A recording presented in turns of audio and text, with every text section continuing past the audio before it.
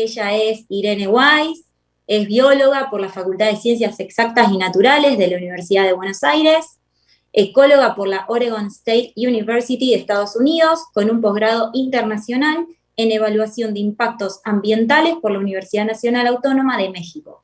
Ejerce además como profesora de grado y posgrado, entre muchísimas otras actividades. Su panel se titula Ecología y Participación Ciudadana. Muy bienvenida, Irene, es un placer presentarte. Todo tuyo el micrófono. Bueno, muchas gracias, Oriana, por la presentación. Muchas gracias también a Sepia por la invitación. Y la verdad es que quería justo, mira, si me permitís, antes de empezar mi presentación y compartírselas, quería hacer un comentario que me pareció muy interesante, una de las preguntas que le hicieron a María, porque, bueno, yo, aunque no parezca, soy grande, estoy por cumplir 66 años, y me acuerdo, cuando yo volví a Estados Unidos, yo todavía estaba el gobierno militar en la Argentina, y yo quería justamente hacer extensión, hacer divulgación, escribir notas para los diarios, porque me parecía muy importante. Yo aprendí que allá mis profesores de posgrado habían dedicado los viernes a la tarde de todas las semanas para hacer artículos de comunicación de la ciencia. Y yo digo, esto tiene que hacerse en la Argentina. Bueno, ¿qué te cuento? Que pasaron 2 semanas, salió una nota mía en un diario. El primer entrevistado fue mi director de tesis, porque es lo que tenía más a mano, sobre un tema del río Paraná. Y me citó un tipo de 2 metros de altura, con botas prusianas, un militar, que en ese momento estaba en la Comisión de Ciencias Biológicas del CONICET. Yo era becaria, antes de entrar en la carrera del investigador, y me dijo, señorita, digo señora, porque yo estaba casada, siempre fui muy chiquita, nosotros le pagamos para 45 horas de investigación. Usted no puede hacer eso, de escribir en los diarios. Entonces, bueno, yo salí en ese momento del CONICET, bastante cabizbajo, y bueno, había ido con mi director, y él me dijo, no te preocupes, vas a firmar con tu apellido de casada, porque nadie te puede prohibir que sábado o domingo vos puedas hacer comunicación de la ciencia, porque obviamente nadie conocía ni en la universidad, ni en el CONICET mi apellido de casada. Y así fue hasta que asumió Alfonsín, donde después pude blanquear que era la misma persona. Por eso a veces me preguntan por qué figuro con los 2 apellidos. Entonces quería contarlo porque por suerte, gracias a que recorrimos un gran camino, pasaron 41, 42 años de esta anécdota que les acabo de decir. Por suerte, hoy, tanto el Ministerio de Ciencia y Tecnología e Innovación, como el Ministerio de Ambiente y Desarrollo Sostenible, como la Universidad de Buenos Aires, todos los organismos serios, digamos, que se involucran con estos temas de participación ciudadana, hacen que la ciencia se acerque a la gente. Pero en aquel momento estaba muy mal visto. Es más, había investigadores que me criticaban por intentar hacer esto. Así que bueno, quería tomarme este par de minutitos para comentar esta anécdota, porque la gente cree que todo siempre fue así, y no fue siempre todo así. No estoy hablando de la época de mis abuelitos, estoy hablando de algo que me pasó a mí cuando era más joven. Así que bueno, ahora sí les voy a compartir la presentación que les traje. Sí, me voy en algún momento, cuando pase, tengo, bueno, una presentación con video, entonces no sé cómo estará de estable la conexión. Por ahora está bien, pero si lo llegan a escuchar bajo, por las dudas, en ese momento yo voy a ocultar la cámara, porque uno usa doble ancho de banda, ¿no? Cuando presenta con video, y encima está en Zoom. Así que bueno, ahí se supone que tienen que estar viendo ya la portada de la presentación.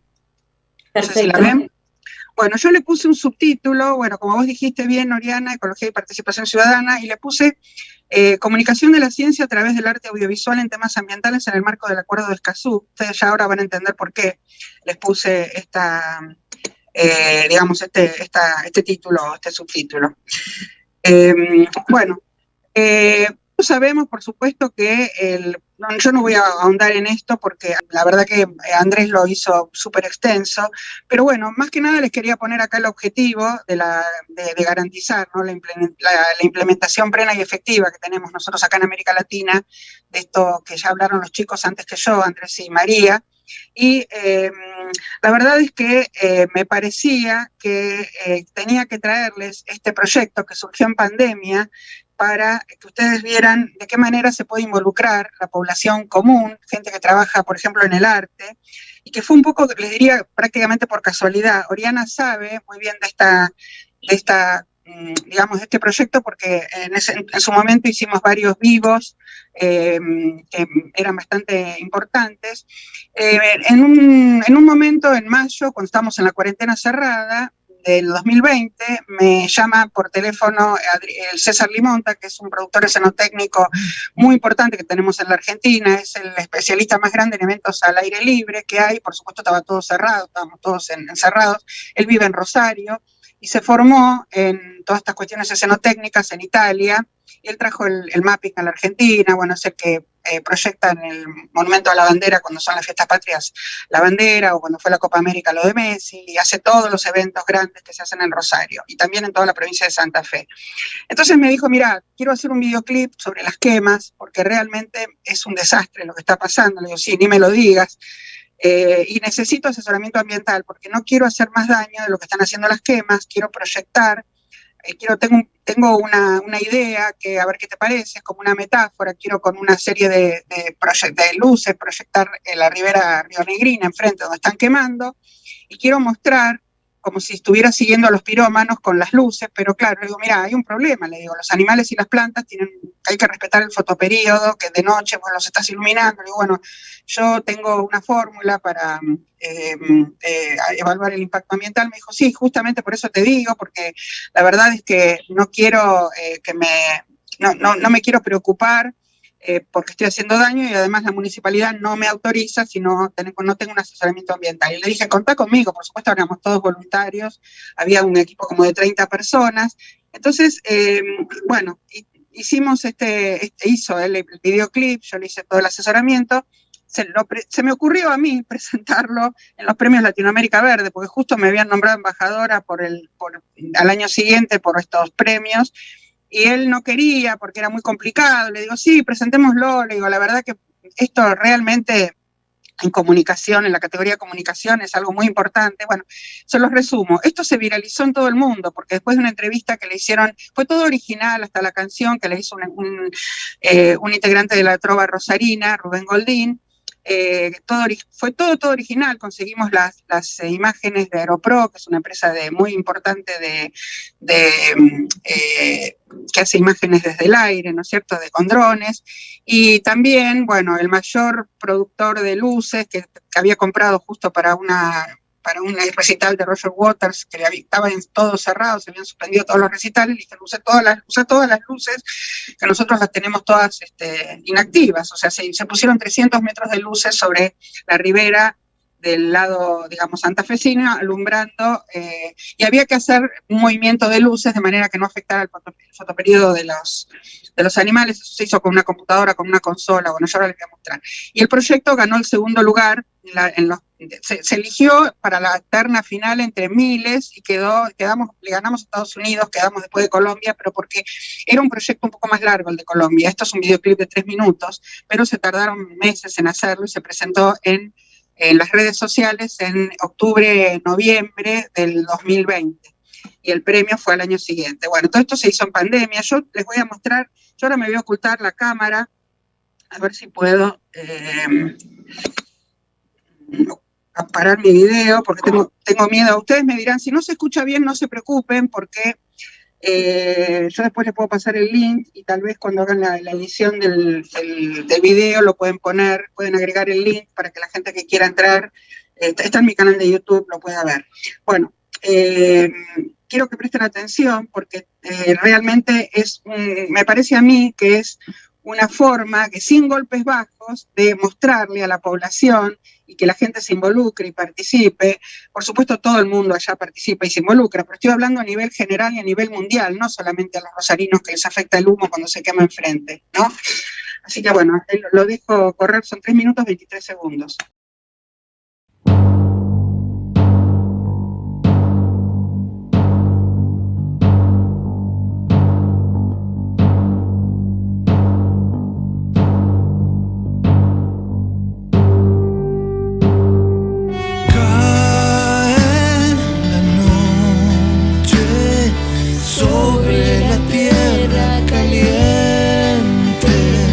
Soy un animal.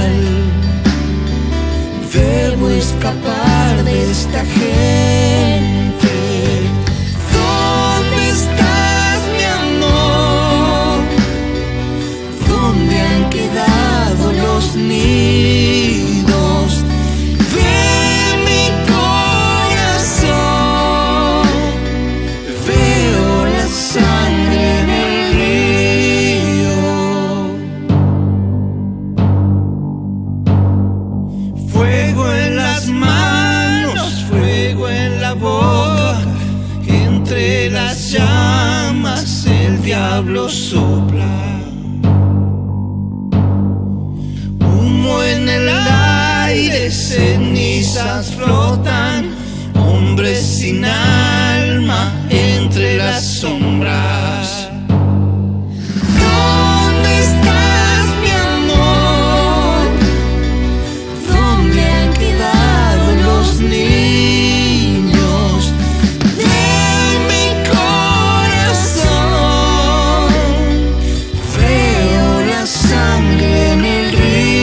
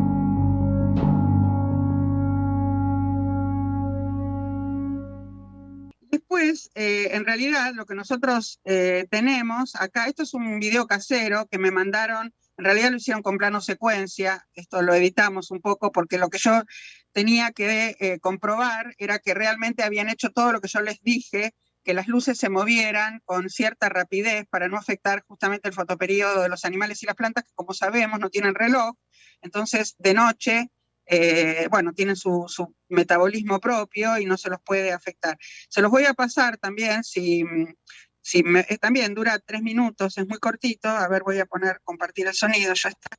Y para que vean cómo, a ver, cuando se hizo el video, no en el ensayo, que es en este caso, cuando se filmó este backstage, cuando se hizo el video definitivo en alta definición, que es el que les mandé recién, este es un poco casero, ahí sí se cortó el tráfico, hasta la prefectura colaboró porque hubo que cortar el tráfico de los barcos, como todos sabemos el Paraná es la hidrovía, entonces, bueno, en este caso con los ensayos no, entonces, pero quiero que acá vean la consola, imagínense trabajar en cuarentena cerrada, con doble barbijo, con alcohol, con los permisos, fue todo un caos, o sea, realmente César es un tipo que cuando se le mete algo en la cabeza, como todo artista, lo lleva a cabo, y me parece que el arte tiene que jugar un rol muy importante en la comunicación de la ciencia para que la gente pueda participar, porque no se involucra si no conoce, si no ve las cosas, ¿no? Así que bueno, ahora les voy a pasar también, que son 3 minutos más.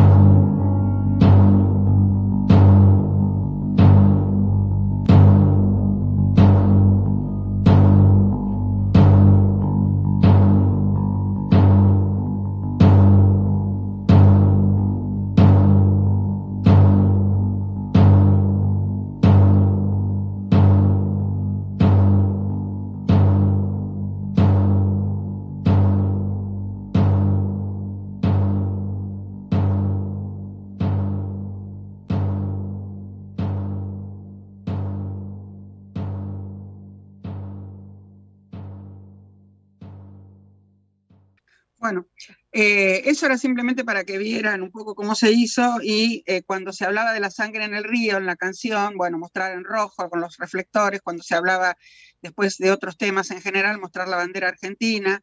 Y bueno, ahora les voy a contar un poco digamos, por qué nosotros insistimos tanto con hacer esto, ¿no? Bueno, la situación, no hace falta que les detalle la dramática que fue y que es. Yo estuve el mes pasado en la Feria del Libro de Rosario, invitada por el municipio, y la verdad es que no se podía respirar. Lo viví personalmente. Lo que pasa es que acá los medios se empiezan a ocupar cuando llega, los medios nacionales, o los medios importantes de los multimedios, se empiezan a ocupar del problema cuando llega a Buenos Aires, el olor del humo, ¿no? Entonces, realmente hay que tener en cuenta un poco la situación dramática que estamos viviendo en la cuenca del Paraná, que es lo que se ve acá de manera, digamos, más demarcado, más clarito. Es el segundo río más importante de América del Sur, no es como los libros de geografía dicen que es el tercero después del Amazonas y el Orinoco, eso no es cierto, porque los ríos hay que considerarlos por la extensión y no por el caudal que descargan en el océano, y el Paraná tiene 4.000 kilómetros desde la nacientes hacia la desembocadura, y tiene una característica muy importante en el tramo argentino, y es la siguiente.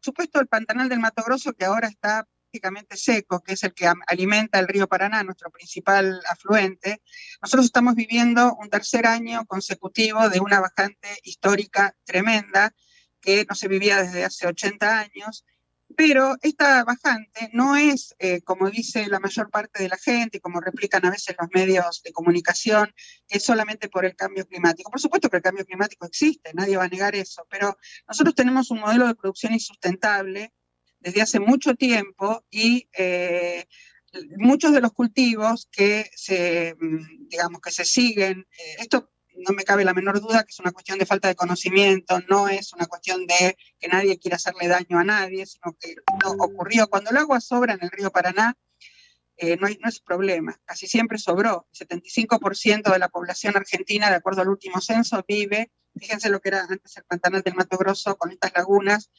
un verdadero delta interno de altura, ¿no? Cuando había agua. Entonces, en el Valle de Inundación del Paraná, se da una situación, yo les decía, muy, muy característica. La primera característica importante que tenemos es que cuando desemboca el río Paraguay en el río Paraná, este es un brazo simplemente, este sería el brazo principal del Paraná y esto es el río Paraguay.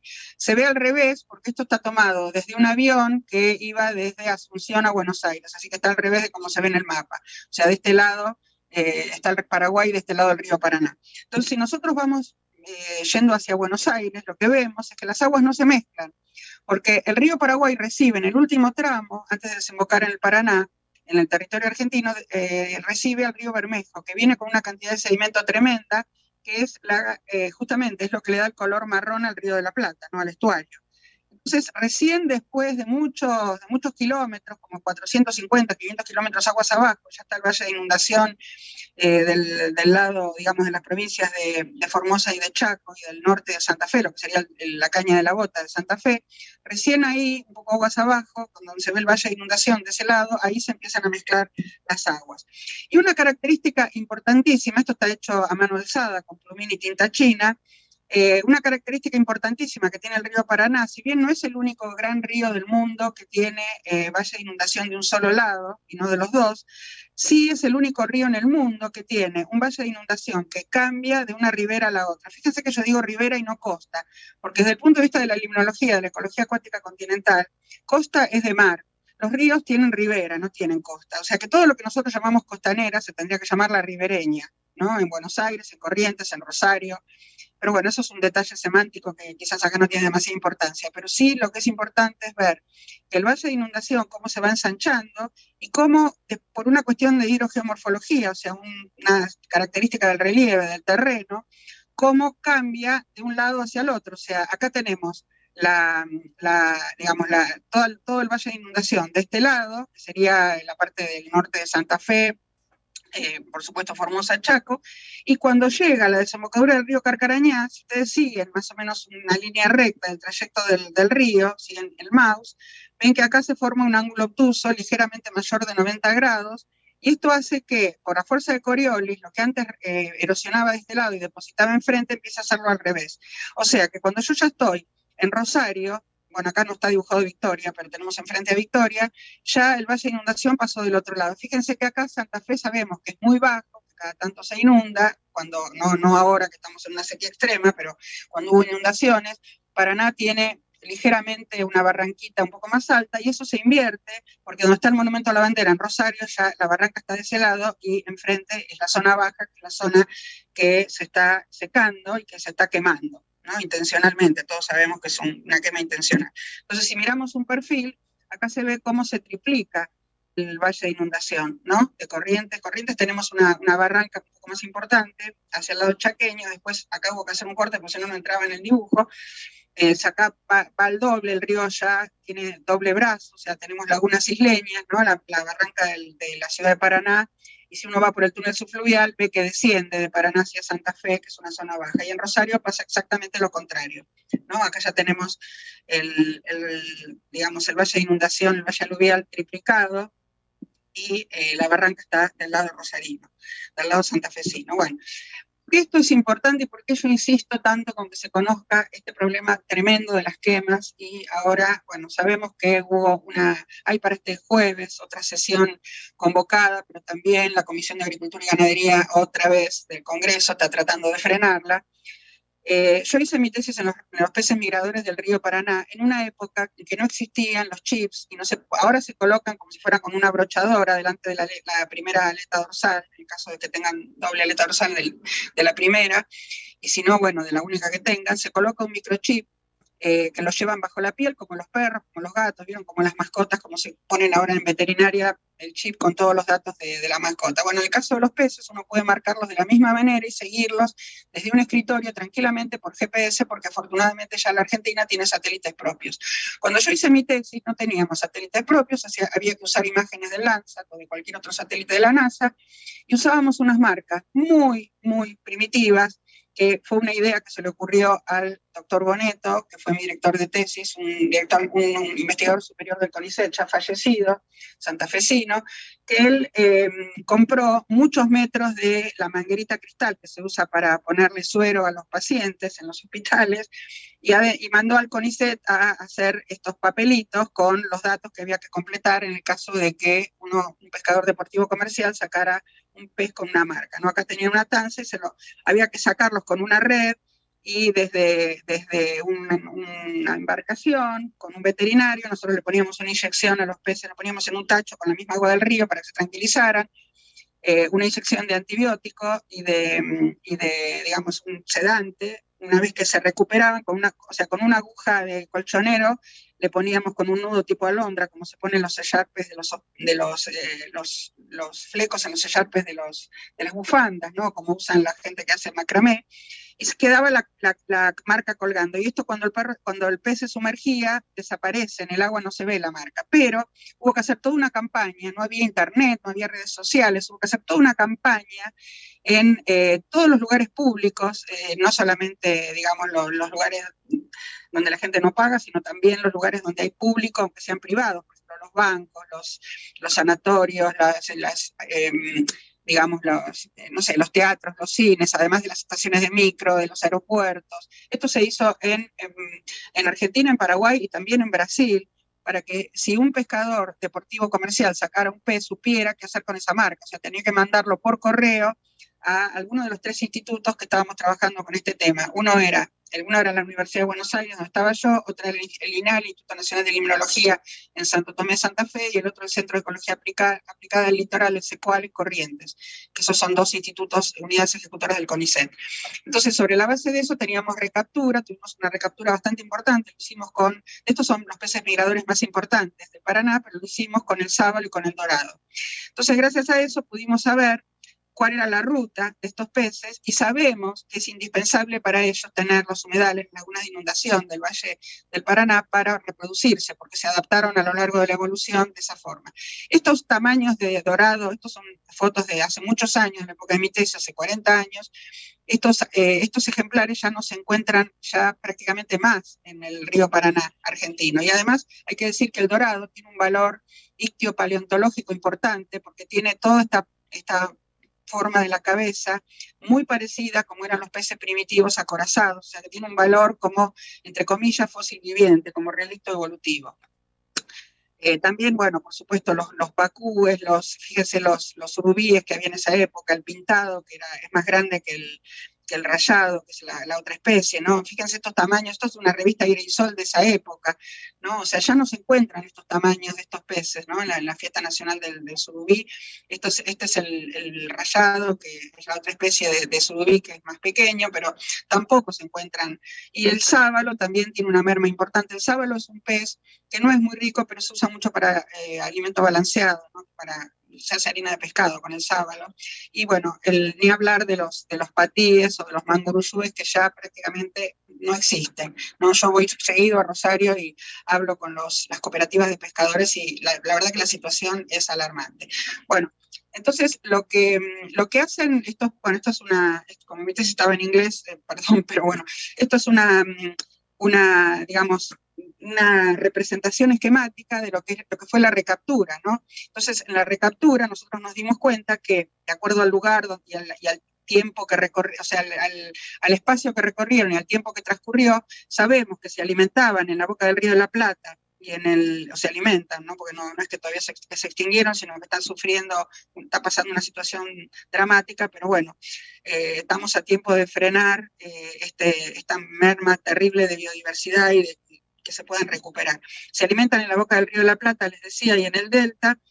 Después, una vez que están maduros sexualmente, van hacia aguas arriba, buscan aguas más oxigenadas, con un fondo más pedregoso, cerca, por ejemplo, digamos, de las cataratas del Iguazú, y ahí, como tienen fecundación externa, las hembras depositan los óvulos, los machos el esperma, se forman los huevos, y eso está muy sincronizado con la creciente y con la bajante del río Paraná, de la bajante y la creciente histórica, porque el río Paraná, históricamente, tenía 6 meses de creciente y 6 meses de bajante. Estoy hablando antes de la era de las represas de Brasil, de la década del 50 del siglo XX, y mucho antes de todo el daño, digamos, que se hizo con la seca de los humedales y la quema, ¿no? Entonces, bueno, estos peces, una vez que entraron a las áreas de crianza, que sería el valle de inundación del Paraná, que acá, como les decía, está de un solo lado, tenemos de un solo lado, de un lado o del otro, pero siempre de un solo lado, a diferencia de algunos otros grandes ríos del mundo, es el área de crianza, donde permanecen, de acuerdo a la especie, 1 o 2 años. Entonces, cuando viene el año siguiente, de nuevo, la creciente, o sea, en ese momento quedan desconectadas las lagunas del valle de inundación del canal principal del río por la bajante. Entonces, quedan en una zona de lagunas, de humedales, donde tienen insectos, caracoles, cangrejos, se pueden esconder en la vegetación palustre, por ejemplo, digamos, los juncos, o las plantas acuáticas flotantes como el camalote, y quedan al resguardo de los peligros de los grandes predadores del canal principal del río. Y al año siguiente, con la creciente, y después la bajante, son arrastrados, una vez que ya tienen un tamaño acorde, digamos, a un adulto, hacia el río, y van aguas abajo a alimentarse otra vez al delta o al río Paraná, y viene una segunda generación, así sucesivamente, ¿no? Acá dice lagunas, madrejones del valle de inundación. Bueno, entonces esto por supuesto está absolutamente frenado. Fíjense que nosotros ya esto lo alertamos en la década del 80. El doctor Boneto, me acuerdo que hizo un reclamo fuerte en Cancillería, porque había un mal manejo de los embalses aguas arriba, y por suerte Brasil esto después lo corrigió. Pero fíjense que nosotros en este momento nos dimos cuenta, bueno, acá hubo en diciembre, esto es de enero a diciembre, y con la altura hidrométrica del río, ¿no? Esto que ustedes ven en línea de guión, estos son gráficos que por supuesto no había computadora. Yo hice mi tesis a máquina de escribir, no había computadora, esto está hecho todo con plumín y tinta china, y mi madre era arquitecta, entonces yo le robaba los letrógrafos y el letraset para poner los números, las letras, todo lo que no podía conseguir, porque no tenía forma de hacer otra letra que no fuera la máquina de escribir. Entonces, Eh, Fíjense que acá, bueno, en diciembre del 83 había habido justo un niño, o sea que este enero, febrero y marzo fue muy fuerte, y bueno, era importante, realmente está creciente, y dijimos, bueno, ya va a pasar el fenómeno del niño. Después vino una bajante en el momento en que el río tenía que crecer. Esto que ustedes ven acá, que está repetido en todos los gráficos los 3 años consecutivos, es la creciente y la bajante del Paraná histórica.